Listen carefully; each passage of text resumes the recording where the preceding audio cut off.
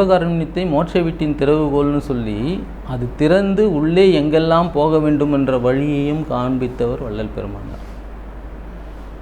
நீ உயிரிறக்கத்தை விட்டுட்டு நீ எதை பண்ணினாலும் இறைவனுடைய அருள் உன்னால் உனக்கு கிட்டும் என்பது சாத்தியமே இல்லை.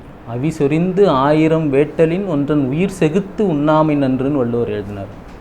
நீ பெரிய பெரிய வேள்விகளை செய்கிற, பெரிய பெரிய பூஜைகளை செய்கிற, எந்த பூஜையை எது செய்தாலும் ஒன்றன் உயிர் செகுத்து உண்ணையானால் நீ அந்த பூஜைக்கான பலன் எதுவுமே உனக்கு கிடையாது. இந்த பிறப்புக்கான பலன் கிடையாது. ஒரு உயிரை வந்து கொல்லுவதற்கோ உயிரை நம் உண்பதற்கோ நமக்கு உரிமையே கிடையாது. ஐயா அவர்கள் சொல்லும்பொழுது நான் அந்த ஒரு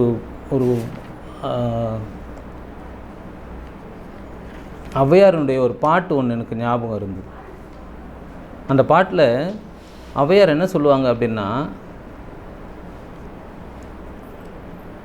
உலக உயிர்களை நீ வந்து உயிரை கொல்லணுன்றல, ஒவ்வொரு உயிருக்கும் ஒரு சபை இருக்குது. அந்த சபையில் வந்து எல்லாரும் நான் பெரியவன் நீ பெரியவன் பேசிக்கிட்டு இருக்காங்க. ஔவையார் வராங்க, வந்து பார்த்துட்டு என்னடா பெரியவன் பேசுகிற. அங்கே சொல்கிறாங்க ஒருத்தங்கிட்ட, வான்குருவி கூடு, வான்குருவி தூக்கணாங்குருவி கூடு, வான்குருவி கூடு வல்லரக்கு தொல் கரையான், வல்லரக்கு தொல் கரையான் தேன் சிலம்பி யாவர்க்கும் செய்யறிதால், தேன் சிலம்பி யாவர்க்கும் செய்யறிதால் யாம் பெரிதும் வல்லோமை என்று வலிமை சொல்ல வேண்டாம் காண், எல்லோருக்கும் ஒவ்வொன்று எளிது அப்படின்னு அந்த பாட்டை முடிச்சிருப்பாங்க.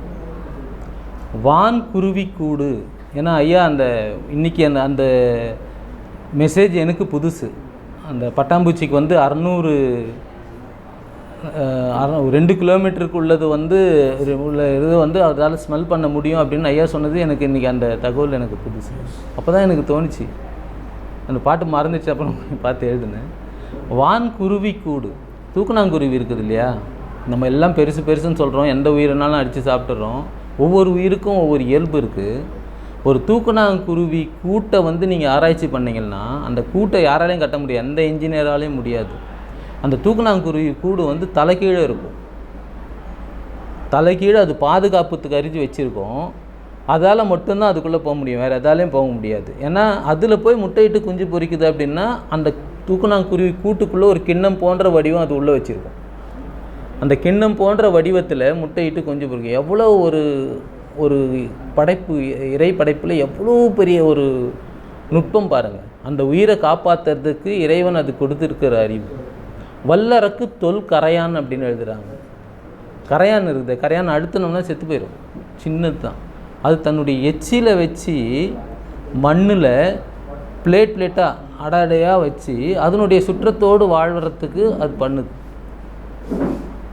வல்லரக்கு தொல்கரையான் தேன்கூடு, தேன் சிலம்பி யாவர்க்கும். தேன்கூடு இருக்குது பாருங்கள். தேன்கூடில் என்ன ஒரு அற்புதம். சேமித்து வைக்கணும்னு உலகத்துக்கு சொன்னது முதல்ல அதுதான் நினைக்கிறேன். என்ன ஒரு அற்புதம் பாருங்கள். தேன்ன்றது ஒரு லிக்விடு. அந்த தேன்ன்றது ஒரு லிக்விடு. அந்த தேன் தலைகீழே கட்டியிருக்கும், ஆனால் ஒரு சொட்டு கீழே விழாது. நீங்கள் ஏதாவது ஒரு லிக்விடு ஏதாவது ஒன்று நீங்கள் எவ்வளோ ஒன்றா ஸ்ட்ராங்காக வச்சிங்க, ஒரு ஜெல்லு வைங்க, நீங்கள் தலைகீழே வைங்க, அது கீழே விழுதா இல்லையா பாருங்கள். எப்படி தேனிக்கு அவ்வளோ பெரிய ஆற்றல்னால் அதுதான் இறைவனுடைய படைப்பு. ஒரு சிலந்தி இருக்குது, சிலம்பின்னு எழுதுகிறாங்க. ஒரு சிலந்தி இருக்குது. சிலந்தி அது ஒரு வலையை கட்டிச்சுன்னா அதுக்குள்ளே எது போனாலும் அதுக்கு உணவு. அது தேடி போகாது உணவை. அதுக்குள்ளே அந்த சிலந்தி கூட்டுக்குள்ளே எது போச்சுன்னா அதுக்கு அது உணவாக மாற்றிக்கும். இப்போ இவ்வளோ பெரிய ஆண்டவன் படைப்பில் ஒவ்வொரு உயிருக்கும் இவ்வளவுலாம் ஆற்றல் இருக்கும்பொழுது நீ பெரிய ஆற்றல் அப்படின்னு பேசுகிறாதரா அப்படின்னு ஐயா சொல்லும்பொழுது தான் எனக்கு ஒரு பட்டாம்பூச்சிக்கு 2 கிலோமீட்டருக்கு அந்த பக்கம் இருக்கிற ஒரு வாசனை அதால் நுகர முடியும். 600 நாசிகளையா 600 நாசிகள் இருக்குதுன்னு சொல்லும்பொழுது இவ்வளோ பெரிய படைப்பில் இந்த உயிரை போய் நான் அடித்து சாப்பிட்றேன் அப்படின்னு சொல்லும்பொழுது அது எவ்வளோ பெரிய பாதகம். அதது வாழ்வதற்கு உனக்கு எப்படி உரிமை இருக்கிறதோ அப்படிப்பட்ட உரிமை அதற்கும் இருக்கிறது. அதுதான் வள்ளலார் ஜீவகாருண்ய ஒழுக்கத்தை மிகவும் வலிந்து சொன்னார்கள். அப்படி வலிந்து சொல்லி தன்னுடைய வாழ்க்கையை முதலில் எங்கே ஆரம்பிக்கிறார்னா முருகர் வழிபாட்டில் ஆரம்பித்து 6 திருமுறைகள் பாடல்களை எழுதி 6ஆம் திருமுறையில் சர்க்குரு மணிமாலையை எழுதுகின்றார். சர்க்குரு அப்படின்னா சத்குரு, சத்தியம். சன்மார்க்க சங்கம் அப்படின்னா சத்மார்க்கம். சமரச சுத்த சன்மார்க்க சங்கம்னா சத்மார்க்கம், சத்திய மார்க்கம்.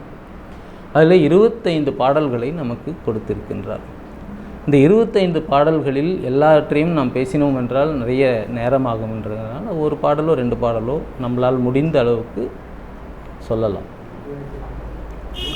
அதில் ஒரு பாட்டில் எழுதுகிறாரு, எந்நிலை இதுவுரு நின்னிலை இதுவாம். எந்நிலை இதுவுரு நின்னிலை இதுவாம், இரு நிலைகளும் ஒரு நிலை என அறிவாய். இறைவனை நோக்கி பாடுறார், குருவை நோக்கி பாடுறார். எந்நிலை இதுவுரு நின்னிலை இதுவாம், இரு நிலைகளும் ஒரு நிலை என அறிவாய். முன்னிலை சிறிதுரல் இது மயல் உரலாம், முன்னிலை பின்னிலை எழுநிலை உளவாம்.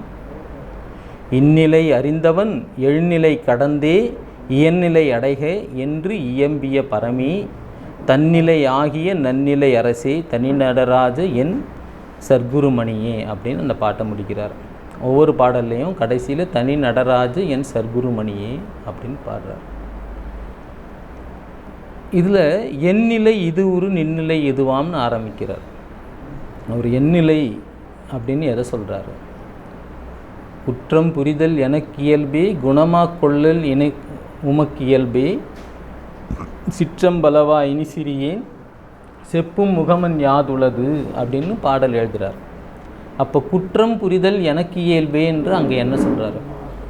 குற்றம் புரிதல் எனக்கு இயல்பேன்னு சொல்கிறது ஆன்மாவுக்குனுடைய இயல்பு அங்கே சொல்கிறார். அதுதான் எந்நிலை இது ஊருன்னு இங்கேயும் எழுதுகிறார்.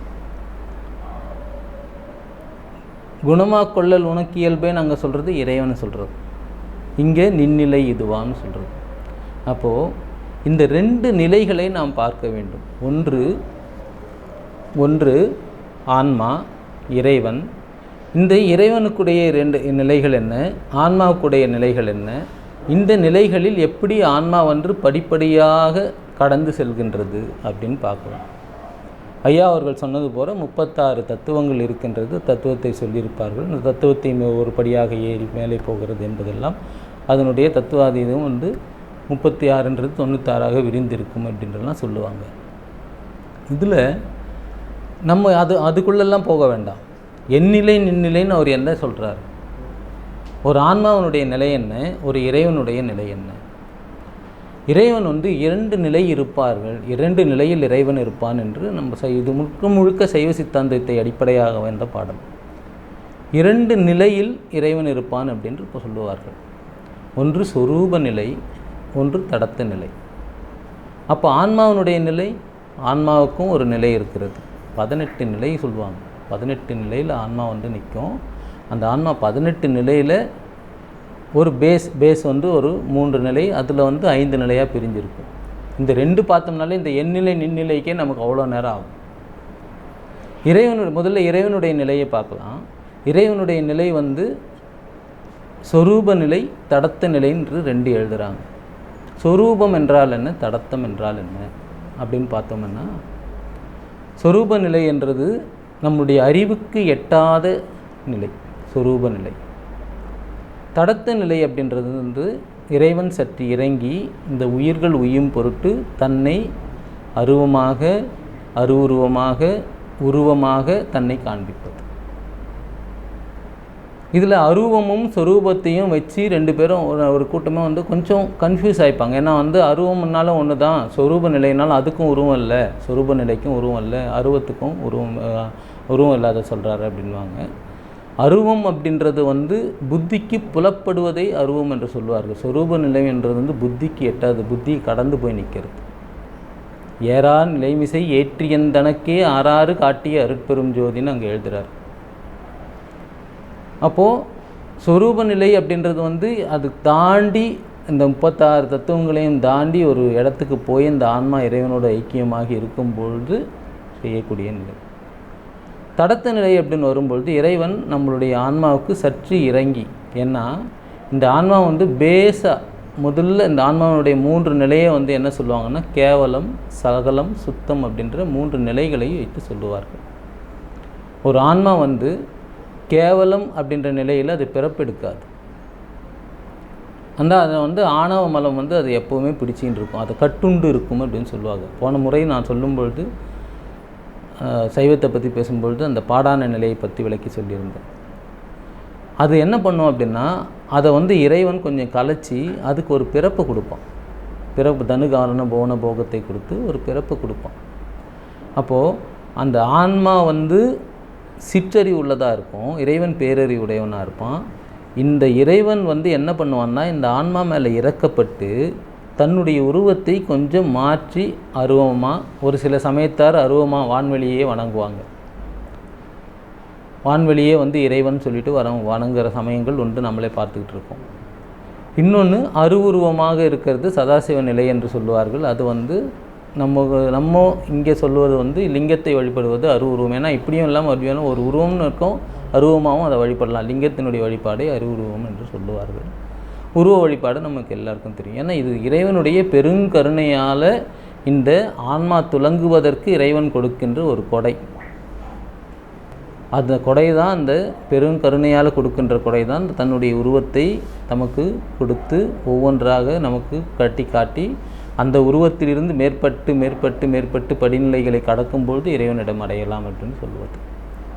அப்போது இந்த 2 நிலைகளில் இறைவன் ஒன்று தடத்த நிலை, சொரூப நிலை. தடத்த நிலையில் தன்னுடைய 3 நிலைகளை காட்டுறான். இது இந்த 2 நிலையில் இந்த 3 நிலையோட இறைவனுடைய நிலை முடிந்துடுது. பேரறிவாளன், அவரால் வந்து எல்லாமும் செய்ய முடியும், எல்லாமும் இருக்க முடியும். அதுதான் வந்து வள்ளலார் வந்து உலகநிலை முழுதாகி ஆங்காங்குள்ள உயிருக்கு உயிராம் ஒளிதானாகி கலகநிலை அறியாத காட்சியாகி அப்படின்னு எழுதுவார் மகாதேவ மாலையில்.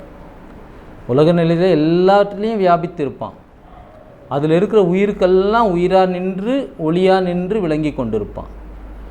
கலக நிலை அறியாத காட்சியாக இருப்பான். இன்னைக்கு இறைவனை ஐயா ஒரு நிலையில் நீங்கள் இருந்து இறைவனை பார்க்கும் பொழுது இறைவனை மட்டும்தான் பார்ப்பீங்க. எந்த பார்த்தீங்கன்னாலும் இறைவன் பொருளாகவே தெரியும். பாரதி எழுதுவது போல் எங்கெங்கு காணிலும் உலகம் யாவிலும் நீக்கமர நிறைந்திருக்கும் சக்தியாக காண்கிறேன் என்று பாரதியார் எழுதுவார். அப்படி நீக்கமர நிறைந்திருக்கும் இறைவனை வந்து நீங்கள் கலகநிலை அறியாமல் எதுவுமே நீங்கள் தெரியாது. இறைவன் மட்டும் அந்த எதை பார்த்தீங்கன்னாலும் இறைவனாக தான் பார்ப்பீங்க. திருமூலர் சொன்னது போல் மரத்தில் மறைந்தது மாமத யானை, மரத்தை மறைத்தது மாமத யானைன்னு எழுதுவார். ஒரு மரத்தில் யானையோடைய சிற்பம் இருக்கும். நீங்கள் மரமாக அதை பார்த்தீங்கன்னா மரமாக இருக்கும், அது யானையாக மட்டும் பார்த்தீங்கன்னா அந்த மரம் மறைஞ்சிடும், அந்த யானையை தான் பார்ப்பீங்க. அப்போ கடவுளை வந்து நீக்கமர நிறைந்திருக்கும் கலக நிறைய அறியாத காட்சியாக பார்ப்பீங்க. அப்படிப்பட்ட இறைவனை இந்த ஆன்மா பக்குவப்பட்டு பார்ப்பதற்கு இந்த ஆன்மாவுக்கு 18 நிலைகளை கொடுத்துருக்காங்க. இறைவன் 2 நிலையில் நமக்கு சொல்லிடுறார். இந்த 18 நிலையை நான் சொன்னேன்னா இந்த 18 நிலைக்கே அவ்வளோ விரிந்து போகும், அவ்வளவு விரிந்து போகும். ஆனால் இந்த 18 நிலைகளும் கிட்டத்தட்ட ஒவ்வொரு இடத்திலும் பார்த்திங்கன்னா இந்த தத்துவத்தின் அடிப்படையிலேயே வந்திருக்கும். தத்துவத்தின் 36 தத்துவத்தின் அடிப்படையிலேயே வந்திருக்கும்.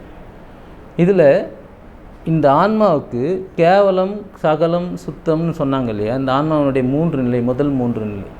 இந்த கேவலத்திலேருந்து சகலத்துக்கு வர்றது தான் நம்மளுடைய மனித பிறப்பு. இது பிறந்து இழைக்கும். எல்லா பிறப்பும் பிறந்திழைத்தேன் எம்பெருமான் அப்படின்னு எழுதுறாரு இல்லையா? அவரும் அங்கே சொல்லிடுறார், நான் வீடு உள்ளவங்கிட்ட வந்துடுறேன் அப்படின்னு எழுதுறாரு. எங்கேயும் அன்னிலை மயமாக்கினு எழுதுறாருல, அதே மாதிரி அங்கேயும் சொல்லிவிடுவார். எல்லா பிறப்பும் பிறந்திழைத்தேன் எம்பெருமான் எழுதுறதோட விடலை, மெய்யே உன் பொன்னடிகள் கண்டின்று விடுட்டேன்னு அந்த இடத்துலையே சொல்லிட்டார். அதுபோல் இது பிறந்து இழைப்பதற்கு சகல நிலை அப்படின்ற ஒரு நிலையை கொடுக்குறான் இறைவன். அது என்ன பண்ணுன்னா, ஆன்மாவுக்கு சகநிலையை கொடுத்தா போதுமா? அதுக்கு ஒரு இடம் கொடுக்கணும், அதுக்கு ஒரு உணவு கொடுக்கணும், அதுக்கு ஆசையை காட்டணும். அந்த 5 தொழில் இருக்கு இல்லையா, 5 தொழிலையும் அங்கே செய்யணும். அப்போது அது ஒவ்வொரு வாட்டியும் அது வந்து போகத்தில் ஈடுபட்டு தன்னுடைய போகத்திலிருந்து அது விடுபடுற காலம் அதுக்கு வரணும். வந்து அதுக்கப்புறமா தான் இது வேணாம், இதெல்லாம் போகத்தில் நம்மளுடைய உயிர் செல்லக்கூடாது என்று அது பக்குவப்பட்ட ஆன்மாவாக பழுத்து மேலேற வேண்டும். அப்படி மேலேறும்போது தான் அந்த ஆன்மாவுக்கு சுத்த நிலை அப்படின்னு அது வரைக்கும் அது சகல நிலையில் தான் இருக்கும், பிறந்துக்கிட்டே இருக்கும். அப்பன் எத்தனை எத்தனை எப்பனோ, அம்மை எத்தனை எத்தனை அம்மையோ அப்படின்னு எழுதுவார் தாய்மானார் சுவாமிகள். இப்படி பிறந்து பிறந்து பிறந்து பிறந்து இந்த பிறப்பில் எனக்கு இது வாய்ச்சிருக்கு, அடுத்த பிறப்பில் என்ன வாய்ச்சிருக்கு அப்படின்ற ஒரு கேள்வி அந்த ஆன்மாவுக்கு.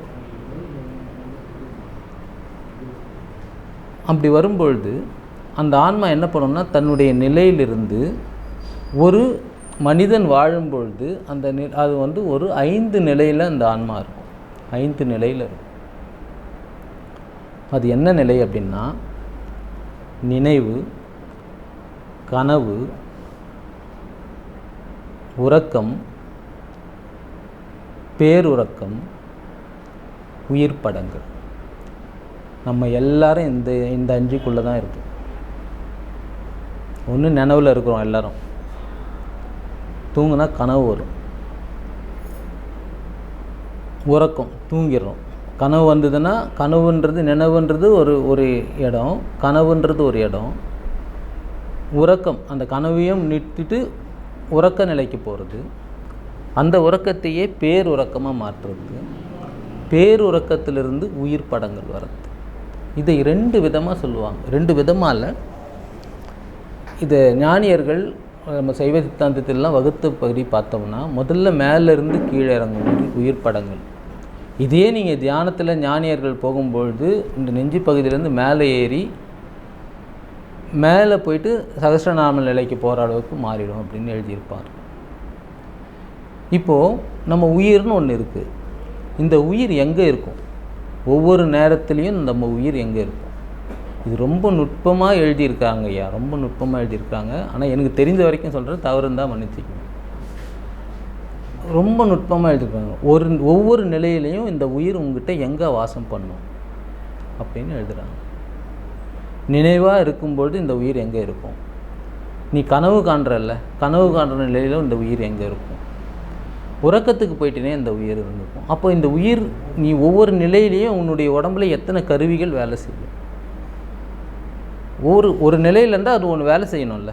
இப்போ நான் இங்கே உட்காந்து பேசுகிறேன்னா என் கை வேலை செய்யணும், வாய் வேலை செய்யணும், என்னுடைய நினைப்பு வேலை செய்யணும், கேட்குற உங்களுக்கு காது வேலை செய்யணும். இது புரிஞ்சிக்கிற அளவுக்கு கடவுள் நமக்கும் எல்லாருக்கும் வந்து ஒரு வழியை கொடுத்துருக்காரு, அதை நம்ம உபயோகப்படுத்திக்கணும். அப்போது இந்த நினைவில் இருக்கும்பொழுது இந்த உயிர் எங்கே இருக்கும் அப்படின்னா, புருவ மத்தியில் இருக்கும்னு எழுதுகிறாங்க. புருவ மத்தியில் உயிர் இருக்கும். சமயத்தில் வந்து சாதாரணமாக சொல்லிங்களேங்க ஐயா, ஏன் வந்து ஒரு நெத்தி பொட்டில் பொட்டு வைக்கிறாங்க மகளிர் அப்படின்னு சொன்னால், காலங்காலத்துக்கு நெத்தியில், அதுக்கப்புறம் தான் மேலெலாம் வச்சாங்க. இங்கே நெத்தியில் ஏன் வைக்கிறாங்க அப்படின்னா, ஒரு பெண்களை தவறான கண்ணோட்டத்தோடு ஒருத்தன் பார்த்தானா கூட அந்த புருவ மத்தின்றது அவங்களுக்கு தான் ரிஃப்ளெக்ட் ஆகாமே தவிர அந்த பெண்ணுக்கு உண்மையாக போய் எந்த ஒரு கேடும் தீங்கு போகாது அப்படின்றதுக்காக தான் நெத்தி பொட்டு வைப்பாங்கன்னு எழுதுகிறாங்க. அப்போ அந்த நினைவில் இருக்கும் பொழுது, உயிர் இங்கே இருக்கும் பொழுது 35 கருவிகள் நம்ம உடம்புல வேலை செய்யுது. 35 கருவிகள், 35 கருவிகள் நம்ம இப்போ உட்காந்துருக்கோம்னா 35 கருவிகள் நம்ம உடம்புல வேலை செய்து கொண்டு இருக்கிறது அப்படின்னு சொல்கிறாங்க. இதில் நீங்கள் பார்க்குறது, நீங்கள் இப்போ தத்துவத்தில் சொன்னோம் அப்படின்னா, தத்துவத்தில் வந்து ஞானேந்திரியம், கண்மேந்திரியம் அப்படின்னு சொல்லுவாங்க. செயல் கருவிகள், அறிகருவிகள் அப்படின்னு சொல்லுவாங்க. மெய்வாய், கண்மூக்கு, செவி, கை, கால், இருவாய், கருவாய், இந்த 10 இயந்திரங்களும், ஞானேந்திரியம் 5, கண்மேந்திரியம் 5, 10 எந்திரமும் இருக்குது. இந்த 10 எந்திரமும் நான் ரொம்ப அந்த வார்த்தைங்களே சொன்னோம்னா நமக்கு ரொம்ப போர் அடிக்கின்றதுக்காக நான் வந்து அந்த உணர்வோடு அந்த வழியோடு சொல்கிறேன். இந்த ஞானேந்திரியம், கண்மேந்திரியம் 5 இருக்குது இல்லையா, மெய்மாய், கண்மூக்கு, செவி, கை, கால், இருவாய், கருவாய், இந்த 5 எந்திரம், ஞானேந்திரியம், கண்மேந்திரியம், இந்த 5மே உணர்ந்து பாருங்கள். 5 10 உணர்ந்து பாருங்கள். இந்த 10, இந்த 5, இந்த 5, இந்த 10, இந்த உணர்ந்து பாருங்கள். மெய் உணர்தல், நாசிக் வாசனை உணர்தல், காட்சி உணர்தல், இப்படி இந்த 5ஐயும் உணர்ந்து பாருங்கள். இது 10, இந்த ஞானேந்திரியம், கண்மேந்திரியம் 5, இது 10, இந்த 10 இந்த 5 10, இந்த 10 சேர்ந்துட்டு தச வாயுக்கள் நம்ம கூட இருக்குது. 10 வாயுக்கள் நம்மக்கிட்ட இருக்குது. 10 வாயுக்கள் நம்ம உடம்புல இருக்குது அப்படின்றதே நமக்கு வந்து ரொம்ப ரொம்ப நம்ம தெரிஞ்சதெல்லாம் வந்து ஒன்று ஆக்சிஜன் நம்ம உடம்புல இருக்குது அப்படின்னு சொல்கிறோம், கார்பன் டை ஆக்சைடு இருக்குது அப்படின்னு சொல்கிறோம். ஆனால் 10 வாயுக்கள் நம்ம உடம்புல இயங்குதுன்னு பெரியவர்கள் எழுதியிருக்காரு. முதல் வாயு பிராணன் எழுதுகிறாங்க. பிராணன் அப்படின்றது வந்து பிராணம் போதுறான்னு சொல்கிறோம் இல்லைங்களா, ஆக்சிஜன் நம்ம உடம்பு ஃபுல்லாக, அந்த வாயு வந்து உடம்பு ஃபுல்லாக நம்ம இயக்கி கொண்டிருக்கிற வாயு பிராணன் அப்படின்னு சொல்கிறாங்க. அபானன் ஒரு வாயு சொல்கிறாங்க. அபானன் அப்படின்னா கீழ்நோக்கு வாயு, நம்மளுடைய கெட்ட வாயுக்களை நம்ம உடம்பிலிருந்து வெளியில் அகற்றுவது அப்படின்னு சொல்லுவாங்க. அது இன்னொன்றுக்கும் உபயோகப்படும். ஒரு குழந்தை பிறக்கும்பொழுது ஒரு பெண்ணுக்கு அந்த வாயு வேலை செய்தால்தான் அந்த குழந்தை நல்லபடியாக பிறக்கும் என்று சொல்லுகிறார்கள். இப்பொழுது அது நிறைய ஆப்ரேஷன் முறையெல்லாம் வந்துருச்சு. ஆனால் அந்த வாயு வேலை செய்யும் பொழுது அது பிறக்கும் அப்படின்னு சொல்லுகிறார்கள். அதுக்கப்புறம் வியானன் ஒரு வாயு இருக்குது. வியானன் நம்மளுடைய நரம்புகளெல்லாம் இருக்குது இல்லையா, இந்த நரம்புகளெல்லாம் அசைச்சி இதுக்குரிய வேலைகளை செய்ய வைக்கிறது. எதுவுமே காற்று இல்லாமல் இந்த உடம்புல நடக்காதையா. மூலாதாரத்தின் 3 கணலை காலால் எழுப்பும் கருத்தறிவித்தே அப்படின்னு ஔவையார் எழுதுவாங்க. கால்னா காற்று. இந்த கணலை, மூலாதாரத்தில் ஏற்படுகின்ற கணலை காலால் எழுப்புகிற கருத்தை நீ அறிவிச்சேனா தான் என்னால் வீடு பேர் அறைய முடியும்னு சொல்லிட்டு இறைவனை நோக்கி, விநாயகரை நோக்கி அங்கே விநாயகர் அகவலில் எழுதுகிறாங்க. இப்போது வியானனுக்கு அடுத்தது உதானன் ஒரு வாயு இருக்குது. உதானன் அப்படின்றது வந்து நம்ம உணவு வருது இல்லை, உணவு உட்கொள்கிறோம் இல்லையா, அந்த உணவு வந்து செரித்து அதை ஒவ்வொரு பகுதிக்கும் கொண்டு போகின்ற வேலையை செய்யும் அப்படின்னு சொல்கிறாங்க. இதெல்லாம் நம்மளுடைய பெரியவர்கள் சொன்னது, எந்த சயின்ஸ்லேயும் சொல்ல. நம்ம பெரியவர்கள் நமக்கு ரசவாயுக்களை சொல்லியிருக்கிறார்கள். அதுக்கப்புறமா சமானன். இந்த சமானன் என்ற வாயு என்ன பண்ணுன்னா நாபியிலிருந்து கால் வரைக்கும் இயங்குமா. நிறைய ஆச்சரியங்கள் இருக்குது. ஏன்னா நம்ம உடம்பு ஃபுல்லாக ரத்த ஓட்டம் இருக்குது, கால் வரைக்கும் போகிற ரத்த ஓட்டம் திருப்பி மேல் நோக்கி வரணும்னா அதுக்கு ஏதோ ஒரு புஷ் பண்ணணும்ல, ஏதோ ஒன்று தள்ளி விட்டால் தானே அது வர முடியும். நம்ம கீழ் நோக்கி புவியீர்ப்பு விசையில் தானே போயின்னு இருக்கணும். அதுக்கு ஒரு மேல்நோக்கு வாயு இயங்குது அப்படின்னு சொல்கிறாங்க. அதுக்கப்புறமா நாகன் அப்படின்ற ஒரு வாயு. நாகன் அப்படின்ற வாயு என்ன பண்ணுன்னா ஒரு மாதிரி புல்லரிக்குதுப்பா சொல்கிறோம்ல, மயிர் கூச்செறியறது, கண்ணு திறக்கிறது, மூடுறது. இப்போ இந்த இடத்துல இந்த ஒரு மாதிரி புல்லரிக்குது அப்படின்னு நம்ம சொன்னோம்னா, மயிர் சிலிர்க்குதுன்னு சொன்னோம்னா, இது எழுந்து நிற்கணும்னா இதுக்கு ஒரு ஆற்றல் எப்படி வரும்? இந்த ஆற்றலை கொடுக்கறது இந்த வாயு. அப்படியே எழுந்து நின்றுக்கும், திருப்பி தாராளமாயிரும். அந்த ஆற்றலை கொடுக்கறது நாகன் அப்படின்ற ஒரு வாயு சொல்கிறாங்க. அப்புறம் கூர்மன் அப்படின்னு இன்னொரு வாயு சொல்கிறாங்க. இந்த கூர்மன் தான் இந்த கொட்டாவி விடுறதெல்லாம், கொட்டாவி விடுறது, இந்த கண்ணீர் வர்றது, இந்த வாய் மூடி இருக்கிறது, இதுக்கெல்லாம் கூர்மன் இருக்குது. அப்புறம் கிருகரன் அப்படின்ற ஒரு வாயு சொல்கிறாங்க. கிருகரன் என்னென்னா இந்த மூக்கில் தண்ணி வர்றது, நாக்கில் தண்ணி வர்றது, இதெல்லாம் கிருகரன். தும்மல் வர்றது, இதெல்லாம் கிருகரன் அப்படின்ற வாயு சொல்கிறாங்க. அப்புறம் தேவதத்தன் அப்படின்ற ஒரு வாயு சொல்கிறாங்க. இந்த தேவதத்தன் அப்படின்றது தான் நீங்கள் வந்து காலையில் எழுந்து ஒரு மாதிரி சோம்பல் முறிக்கிறதெல்லாம் பண்ணுறோம் இல்லைங்களா, அப்போது நம்மளுக்கு அறியாமல் ஒரு வாயு நம்ம உடம்புல வேலை செய்யும். இது வந்து தேவதத்தன் அப்படின்னு சொல்கிறாங்க. அப்புறமா தான் தனஞ்சயன் அப்படின்ற ஒரு வாயு சொல்கிறாங்க. 10வது வாயுவாக தனஞ்சயன் அப்படின்னு சொல்கிறாங்க. இது என்ன பண்ணுன்னா, இந்த 10 வாயுக்களும் ஞானேந்திரியம் கர்மேந்திரியம், இந்த 10 வாயுக்கள் இதை செய்யக்கூடிய 10 செயல்கள், மொத்தம் 30 ஆச்சுங்களா. இந்த 30 கூட சேர்ந்து மனம், புத்தி, சித்தம், ஆங்காரம் அப்படின்ற அந்த கரணங்கள் வேலை செய்யும். நம்மளுடைய அந்த கரணங்கள், நம்மளுடைய மனம், புத்தி, சித்தம், ஆங்காரம். எப்பவுமே நான் முதலே சொன்னது போல் இந்த உயிரிலிருந்து ஆங்காரம் வெளியில் போகவே போகாது. ஆணவம் அப்படின்றது ஆங்காரம், மமகாரம், நான் எனது. ஆங்காரம்ன்றது நான், மமகாரம்ன்றது எனது. இது வெளியிலேயே போகாது. அதனால தான் ஆணவத்தை மட்டும் வந்து அடக்கிறது தான் வந்து ஒரு மலத்தார்க்கு இன்பம் உதவின்னு சொல்லிட்டு குமரகுருபரர் எழுதுவார். ஆணவத்தை மட்டும் அடக்கிறது. நம்ம நடராஜருடைய படத்தில் பார்த்தோம்னா கூட, நடராஜருடைய உருவத்தில் பார்த்தோம்னா கூட முயலகன் அப்படின்றத மெரிச்சிக்கிட்டு இருக்க மாதிரி காட்டுவாங்க. புராணத்தில் பார்த்தீங்கன்னா, கந்த புராணத்தில் அசுரனை வதைக்கும் பொழுது இந்த மயிலும் சேவலும் வேலம் வந்து சூரபத்மனை அழிக்கும்பொழுது அது தானாக வந்து உருவம் மாதிரி நேராக வந்து முருகர்கிட்ட உட்காந்துக்கும். அதுதான் ஆணவம்.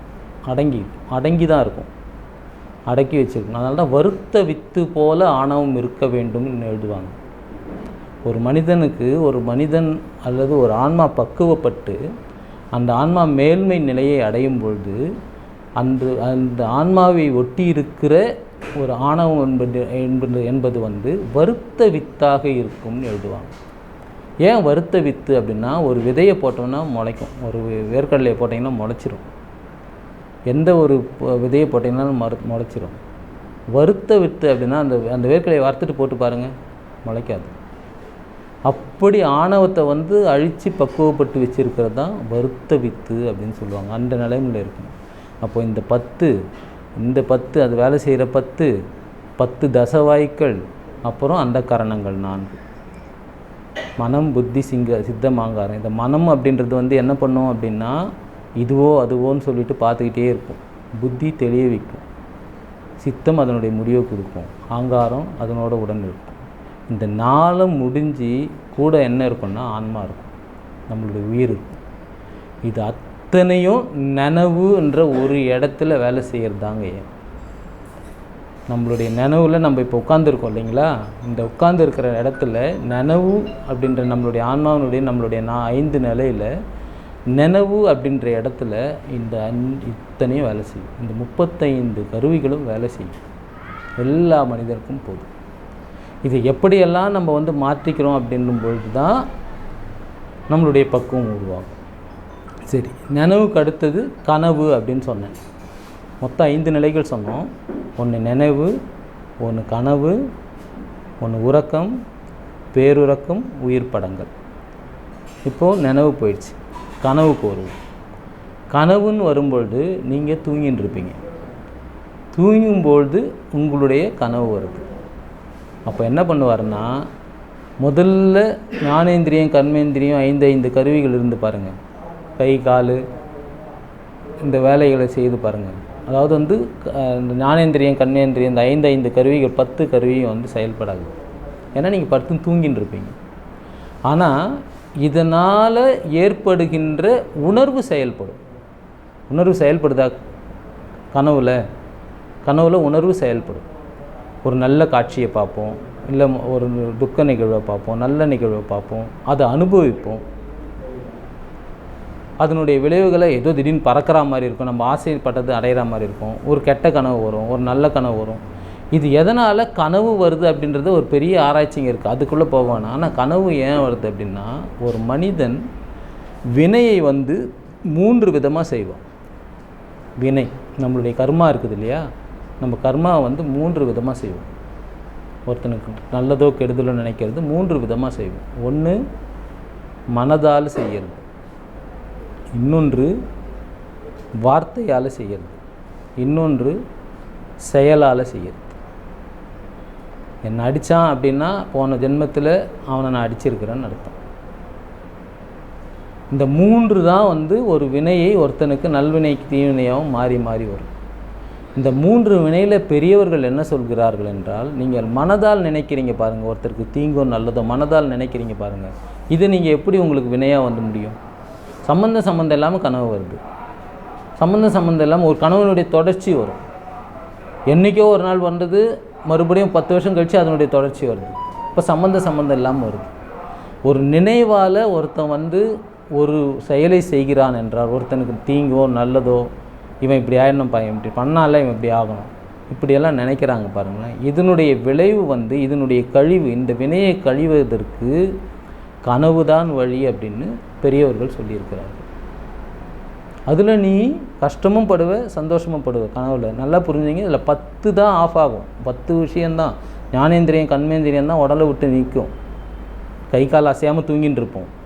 ஆனால் மற்ற உறுப்பு நம்மளுடைய அனுபவங்கள் அதில் இருக்கும், கனவில் இருக்கும், நம்மளுடைய அனுபவங்கள் முழுக்க இருக்கும். அதனால தான் வந்து கனவுல வந்து நம்மளுடைய நினைவால் செய்ததெல்லாம் கழியும் அப்படின்னு பெரியவர்கள் எழுதியிருக்கிறாங்க. நினைவு முடிஞ்சிருச்சு. அப்போ கனவுல இருக்கும்போது உங்களுடைய உயிர் எங்கே இருக்குன்னா உங்களுடைய தொண்டை குழியில் இருக்குன்னு எழுதுகிறாங்க. இதெல்லாம் கீழவத்தை அப்படின்றது மனிதர் படுகின்றது, மேல் அவத்தை அப்படின்றது ஞானியர்கள் படுகிறது. உங்களுடைய தொண்டை குழியில் இருக்கும் அப்படின்னு எழுதுகிறாங்க.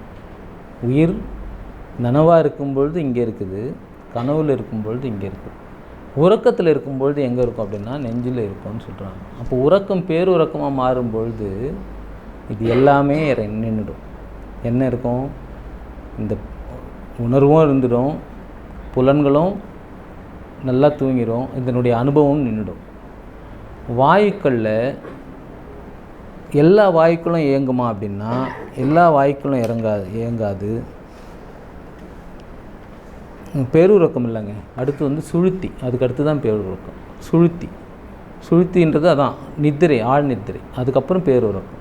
ஆழ் நித்திரையில் இது எல்லாமே இந்த 10 வாயுக்குள்ளேயும் வந்து பிராணன் மட்டும்தான் இயங்கும். அந்த கரணங்களில் புத்தி மட்டும்தான், சித்தம் மட்டும்தான் இயங்கும், ஆன்மா இயங்கும். அப்படியே குறைஞ்சிடும்.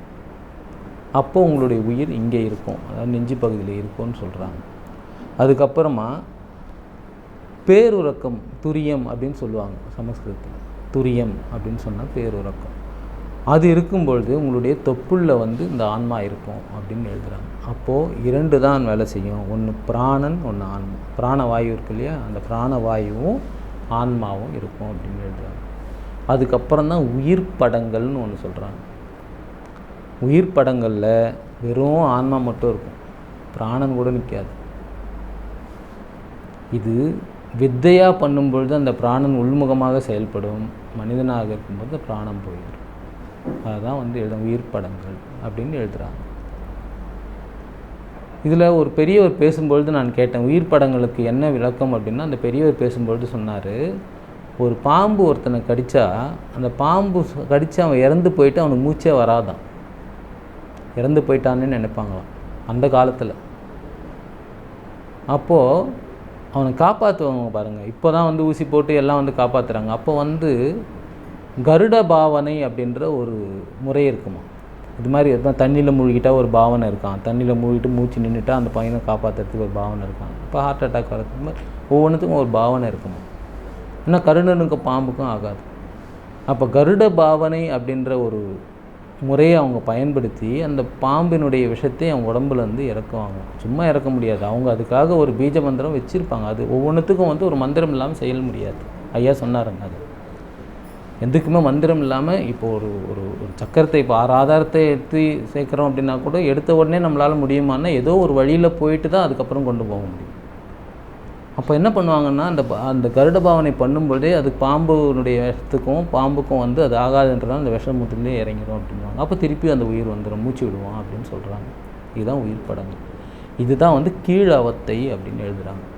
இதையே மேலவத்தையை எழுதும் பொழுது இங்கிருந்து ஒவ்வொன்றாக மாறி ஒவ்வொரு நிலையாக மாறி மேலே வரும். இதுதான் எண்ணிலை இந்நிலைன்னு அந்த ஒரு வரிக்கு இவ்வளோ பெரிய விளக்கம் இருக்குது. முதல் வரி எழுதுகிறார் இல்லைங்களா, அந்த ஒரு எண்ணிலை இதுவும் இது ஒரு நின்னிலை இதுவான்னு அப்படின்னு எழுதுகிறார் இல்லைங்களா, அந்த ஒரு வரிக்கு இவ்வளோ பெரிய விளக்கம் இருக்குது. அப்போது அவ்வளோ படிநிலையை ஒரு தாண்டி வந்திருக்கிறார். அதுக்கப்புறம் தான் அந்த 7 நிலையை அடையிறது. 7 நிலைன்றது சக்கரத்தை ஒவ்வொரு சக்கரமாக ஏற்றி மேலே வந்து ஒரு நிலையை அடைந்து இறைவனை வணங்குறது அப்படின்லாம் வந்து ஒவ்வொரு நிலையிலையும் அது வணங்குறது தான் இங்கே எழுதுகிறார். அப்போது இதற்கு அடிப்படையாக வந்து அவர் என்ன சொல்கிறாருன்னா, இறைவனுடைய முதல்லே சொன்னது போல் ஜீவகாரணங்களுக்கும் ஒவ்வொன்றுத்துக்கும் நம்மளுடைய பயிற்சிகள் எல்லாத்துக்குமே அவசியம். அப்போது வாக்கையும் மனதையும் நம்ம சுத்தமாக வச்சுருந்தால் தான், வாக்கு மனது செயல் இதையெல்லாம் சுத்தமாக வைத்திருந்தால்தான் இறைவனுடைய நிலையை அடைய முடியும் அப்படின்றது வந்து திண்ணம். ஐயா முடிச்சிடலாமா, பேசணுமா?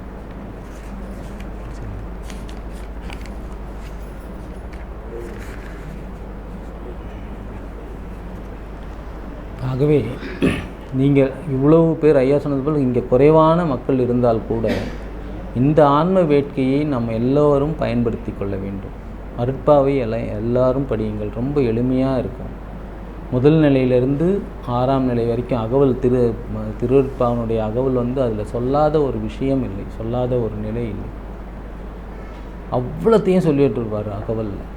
ஆனால் இது ஒவ்வொன்றும் நம்ம வந்து இப்போ நம்ம எல்கேஜி ஸ்டூடெண்ட்டாக இருக்கலாம், ஆனால் காலம் கனியே இது போன்ற மடங்கள் நமக்கு அறிவை புகட்ட நம்ம எல்கேஜியிலிருந்து பள்ளிக்கு வந்து கல்லூரிக்கு சென்று டாக்டரேட் பட்டம் வாங்குவோம் என்பது திண்ணம்.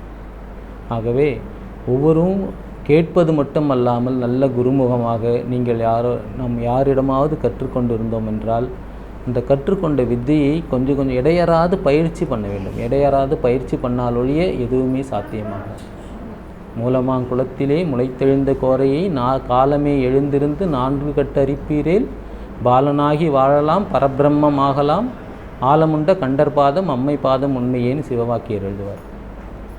மூலமாங்குளம் எது இந்த உடம்புல நமக்கு தெரியணும்னா அதுக்கு பயிற்சி வேணும். நான் சொன்னேன் இல்லைங்கன்னா, தனஞ்சயன்ற ஒரு வாயு, இந்த வாயுவினுடைய வேலை வந்து 10வது வாயுன்னு நம்ம ஒன்று சொன்னோம். அந்த 10வது வாயுனுடைய வேலை வந்து இறந்த அப்புறம்தான் செயல்படும். இறக்கிறதுக்கு முன்னாடி அந்த 10வது வாயு செயல்படாது. இறந்த அப்புறம் என்ன பண்ணோம்னா அந்த உடம்பை வீங்க வைக்கும். அது பேர் வீங்கல் காற்றுன்னு பேர். வீங்க வச்சு அந்த உடம்பை வந்து 3 நாள் என்று அளவை வைத்திருக்கிறார்கள். இந்த 3 நாளில் அந்த உடம்பு வீங்க வச்சு தலை வழியாக அந்த ஆன்மா பொழந்து கொண்டு வெளியே செல்லும் என்று சொல்லுவார். அதனால தான் ஐயா அவர்களெல்லாம் உடல் இறந்தவர்களை புதைக்க வேண்டும், எரிக்கக்கூடாது என்று வலியுறுத்துவார். ஏன்னா அந்த ஆன்மவதையை செய்யக்கூடாது. அந்த ஆன்மாவுக்கு அந்த சுதந்திரத்தை கொடுக்க வேண்டும். அந்த ஆன்மா இந்த 9 வாயுக்களும் மற்ற இடத்துல எல்லா இடத்துலையும் வேலை செய்யும். இந்த 10வது வாயு சும்மா இருக்கும். அந்த 10வது வாயு எப்போ வேலை செய்யும் அப்படின்னா, இறந்த அப்புறம் அந்த உடம்பை வீங்க வச்சு அந்த ஆன்மாவை பதுசாக வெளியில் எடுக்கும். அதை உயிர்ப்பு நிலையில் நம்ம செய்யணும் அப்படின்னா, உயிர்ப்பு நிலையில் அதை வந்து மேலே எழுப்பணும் அப்படின்னா, அதை எழுப்புறதுன்றது சாதாரண விஷயம் இல்லை. அதுக்கு தான் இந்த 6 ஆதாரங்கள் முயற்சி எல்லாம் பெரியவர்கள் நமக்கு சொல்லியிருக்கிறது. அதுதான் மூலாதாரத்தில் 3 கணலைன்னு அவர் எழுதுகிறார். அதை காலமே எழுந்திருந்து 4 கட்ட அறிப்பீர்கள் ஏன்னு சொல்கிறார் அப்படின்னா, எந்த ஒரு பயிற்சியும் நீங்கள் சொல்லுகிற பிரம்ம முகூர்த்தத்தில் எழுதுகணும். இந்த மார்கழி மாதம் தேவர்களுடைய பிரம்ம முகூர்த்தம் பெரியவர்கள் சொல்லுகிறார்கள். எந்த ஒரு முயற்சியும் அந்த பிரம்ம முகூர்த்தத்தில் நீங்கள் செய்யும்பொழுது அதனுடைய பலன் உங்களுக்கு பலவாக கிடைக்கும். அது இடையறாத பயிற்சி தான் நம்முடைய ஆண்டவனிடம் கொண்டு போய் சேர்க்குமே தவிர வேறு ஒன்றும் சேர்க்காது. இதில் நல்லன கெட்டன உலகாயுதத்தில் நாம் எல்லாரும் போய் பின்னி பிணங்கி இன்றைக்கி பணம் வேணும், நாளைக்கு இது வேணும் அது வேணும்னு சொல்லி